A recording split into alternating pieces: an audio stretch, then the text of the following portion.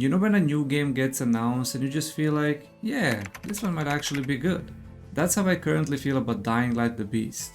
I've been following the news about it, I've been watching videos, I've been reading about it, and I'm not saying it's going to be perfect, no game ever is, but from what I've seen, it looks like Techland has really thought about what fans wanted, what it didn't work in Dying Light 2, and how to take this series in a darker, smarter direction.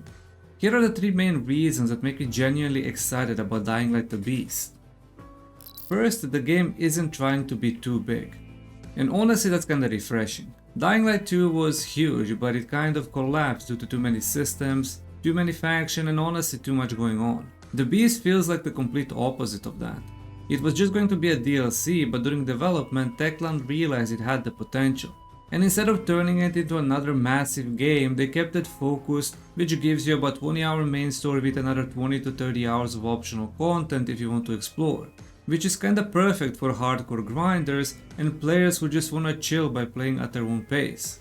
What's even better is that Techland is going back to the roots of what made the original Dying Light great in the first place. If you think back to 2015, it wasn't about being the biggest game on the market.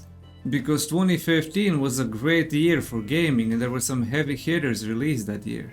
Dying Light was about surviving the night, parkour that made you feel fast but vulnerable, and that constant fear of running into something you couldn't handle.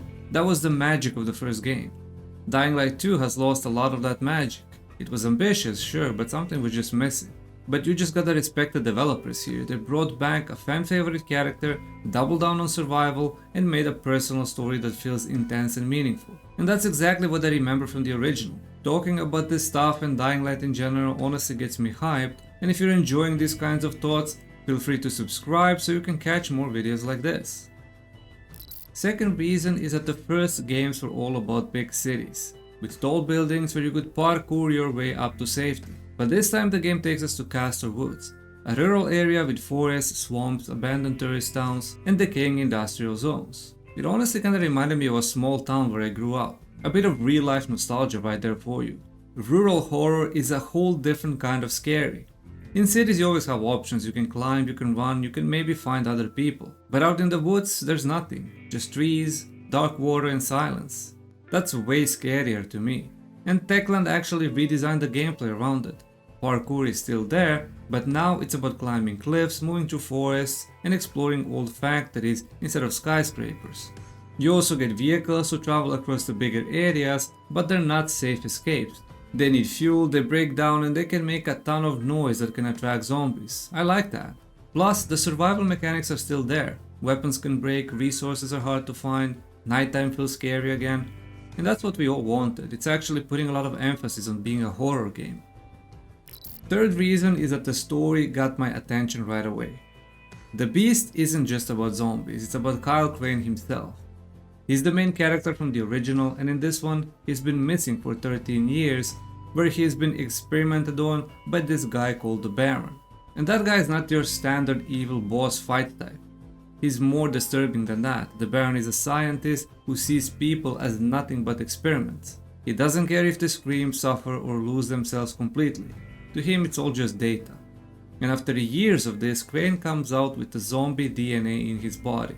That's where Beast Mode comes in. Crane now has powers that make him part monster.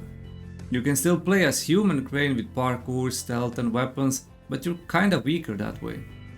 That's what I find so interesting. Most games hand you new powers and expect you to use them non-stop. I don't think I've ever seen a zombie game do something like this before.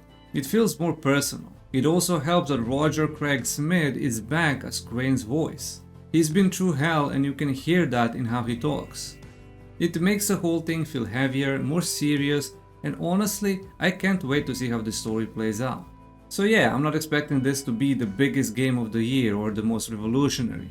But I think it's going to be the kind of horror experience that sticks with you. The kind where you remember not just the enemies you fought, but the choices you made and how they made you feel. At the end of the day, it just feels like Dying Light is finally back where it belongs, and that's what excites me the most.